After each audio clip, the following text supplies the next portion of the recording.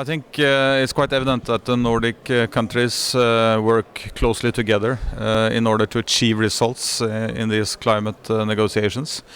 Not only prior to the negotiations themselves, but on a regular basis, the ministers of climate and environment work together to base their positions scientifically.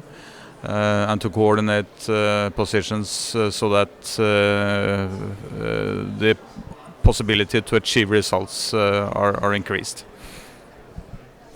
Our Nordic countries are well known for their deep sustainable policies. Is there something that you would like to say to the negotiators team from country who are already trying to make this negotiation a bit difficult?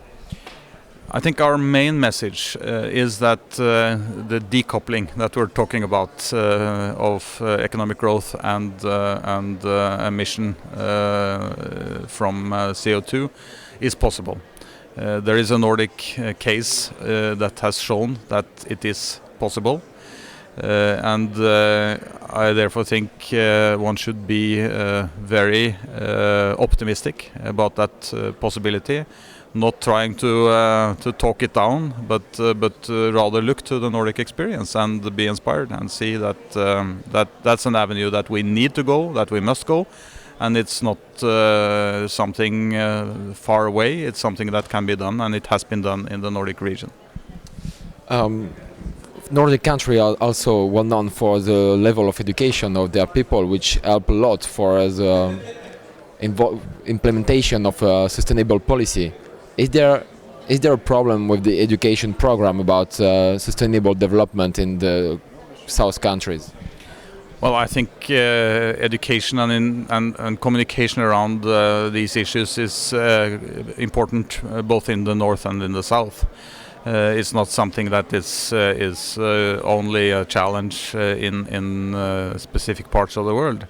I think the most important piece of education now is looking around and see how the world is changing already, and that should alert us. At least that has alerted many people in the Nordic countries to see that action is now necessary.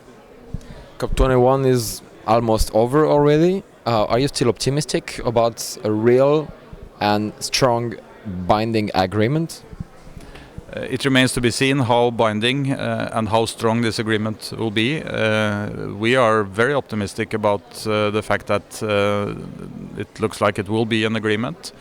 And I can assure you that the Nordic countries work very hard to see it as a thorough and binding agreement with good follow-up mechanisms.